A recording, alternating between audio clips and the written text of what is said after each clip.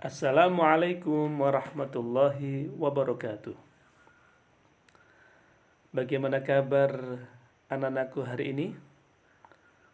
Alhamdulillah, semoga semua anak-anak dalam keadaan sehat walafiat. Anak sekalian, saat ini kita bertemu lagi dalam pelajaran mulok materi Quran Hadis tentang tajwid bersama Pak Ufron. Saat ini kita akan belajar hukum bacaan qalqalah, idhar, dan ikhfa.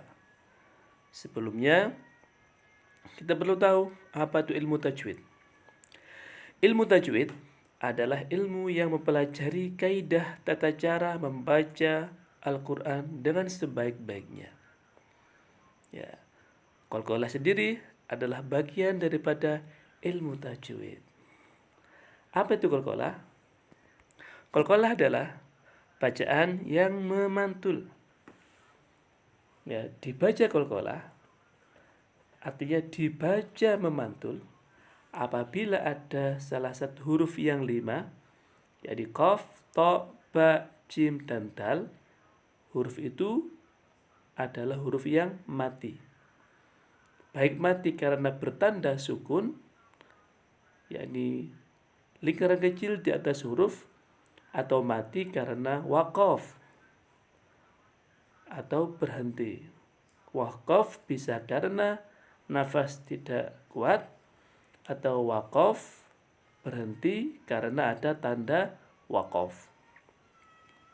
Lebih jelasnya kita lihat pada contoh bacaan qalqalah.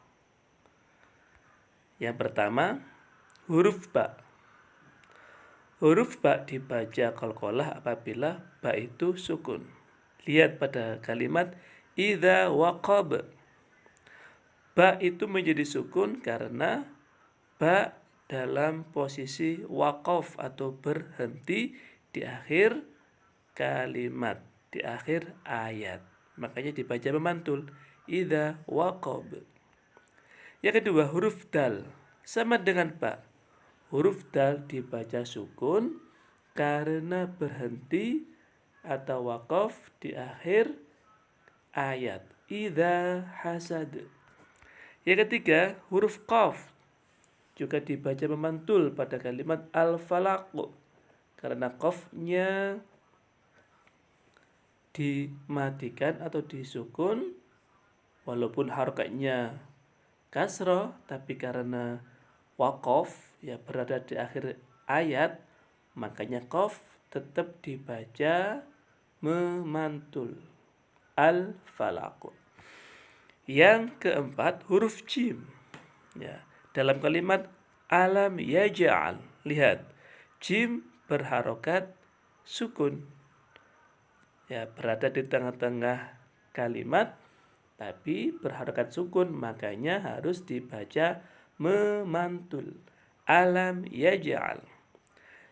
Yang kelima, huruf ta. Ta sama dibaca memantul karena ta berharokat sukun. Bacanya at'amahum. Ya, bukan at'amahum tapi ada pantulannya. At'amahum. At'amahum. Paham ya? Ya, jadi qalqalah itu bacaan memantul. Ya. Kalau ta, alt, jim, aj, qaf, aq, dal, ad, ba, ab. Ya, itu contoh cara bacanya. Ya, sekali lagi huruf qalqalah ada 5. Ba, jim, qaf, ba, jim, dal, to, qaf. Ya, biar mudah bacanya ya. Baju di toko. Ya, itu cara mudah menghafal huruf qalqalah. Baju di toko. Ba, jim, dal, to, qaf. Selanjutnya yang kita pelajari ya masih pembahasan tajwid. Yang kedua tentang idhar dan ikhfa. Idhar dan ikhfa ternyata bagian dari hukum bacaan nun sukun atau tanwin. Perlu kalian ketahui, ternyata hukum bacaan nun sukun atau tanwin itu ada 5. 1 idhar halqi, 2 ikhfa hakiki, 3 idgham bi gunnah, 4 idgham bila gunnah, dan yang kelima iklab. Kita nggak bahas semua saat ini, semester ini kita cuma membahas 2 saja, yaitu idhar halqi dan ikhfa hakiki. Ya, yang pertama idhar halqi. Apa idhar halqi itu? Idhar secara bahasa artinya jelas atau terang. Secara istilah, idhar berarti mengucapkan hukum nun sukun atau tanwin dengan jelas tanpa mendengung. Maksudnya, sebuah bacaan dibaca idhar halqi apabila ada nun sukun atau tanwin bertemu salah satu huruf idhar, yaitu hamzah, ha, kha, ain, ghain, dan ha. Saya ulangi lagi. Huruf idhar ada 6. Hamzah, ha, kha, ain, ghain, dan ha. Coba kita praktekkan dalam bacaan ya. Contoh bacaan idhar halqi. Kita lihat dalam tabel ada 6 contoh. Ya. Yang pertama, ghasiqin idha. Ya. Dibaca idhar karena qaf ya berharokat kasrotain bertemu dengan alif. Ya. Kita lihat namanya hukum baca nun sukun atau tanwin itu, kita lihat kalau di kalimat itu ada tanwin atau nun sukun, kita lihat pasangan di depannya. Ya. Di situ ghasiqin idza qaf berharokat tanwin, pasangan di depannya adalah alif. Makanya bacaan itu dinamakan bacaan idhar halqi. Coba kita yang kedua, narun hamiyah. Ada ra berharokat domatain bertemu dengan ha, makanya dibaca idhar halqi. Yang ketiga, man khaffat. Man khaffat, nun sukun bertemu kha.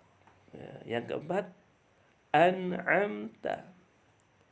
Ada nun sukun bertemu ain. Bacanya nggak boleh an'amta, itu namanya ada hunahnya, ada mendengungnya. Padahal bacaan idhar adalah bacaan yang terang atau jelas. Makanya bacanya an'amta. Yang kelima, ajrun ghair. Domatain bertemu dengan ghin. Yang keenam, in huwa. Nun sukun bertemu dengan ha, yang bacanya harus terang atau jelas. In huwa, bukan in huwa. Alhamdulillah ya. Itu pembahasan tentang idhar halqi. Selanjutnya tentang ikhfa hakiki. Apa itu ikhfa hakiki? Kita lihat. Ikhfa berarti samar. Maksudnya bunyi nun sukun atau tanwin samar-samar antara idhar dan idgham. Jadi enggak terlalu jelas, juga enggak terlalu mendengung, samar-samar. Ada mendengungnya. Ya, lebih jelasnya kita pahami, dibaca ikhfa hakiki. Maksudnya sebuah kalimat, sebuah lafaz dibaca ikhfa hakiki apabila nun sukun atau tanwin bertemu salah satu huruf 15. Jadi kalau di kalimat itu ada nun sukun atau ada tanwin, apabila bertemu salah satu huruf 15, ya, ada ta, dal, zai, jim, tha, dal, sin, shin, shod, dod, dha, to, fa, qaf, kaf, maka kalimat itu dibaca ikhfa hakiki. Ya, kita lihat di contoh biar lebih jelas. Contoh bacaan ikhfa hakiki. Dalam tabel Pak Ofro cuma memberikan 6 contoh saja. Ini nun sukun saja ya. Yang tadi kita bahas, kita lihat nanti di modulnya. Lihat yang pertama, al-insana ya. Bacanya nggak boleh al-insana, tapi ada mendengungnya, ada samarnya ya. Kenapa dibaca mendengung, dibaca ikhfa atau samar? Karena nun sukun bertemu sin. Yang kedua, anzalnahu, anzalnahu ya. Itu ada mendengungnya, itu nun sukun bertemu zai ya. Falyanzur, nun sukun bertemu dha. Min kulli, nun sukun bertemu kaf. Min quwwatin, nun sukun bertemu qaf. Yunfiqun, nun sukun bertemu fa ya. Ada mendengungnya. Berapa lama? 3 ayunan ya. Sekali lagi lebih jelasnya, contoh-contoh lebih banyak lagi, ada 15 contoh, baik yang nun sukun atau yang tanwin ya, ada di modul yang akan kalian terima ya. Ya, itulah pembahasan kita materi tajwid ya saat ini tentang qalqalah, idhar, dan ikhfa. Semoga bisa difahami dan kita berharap kepada Allah bisa menjadi ilmu yang bermanfaat. Kita bisa membaca Al-Quran dengan baik dan benar. Ya, terima kasih anak-anakku sekalian.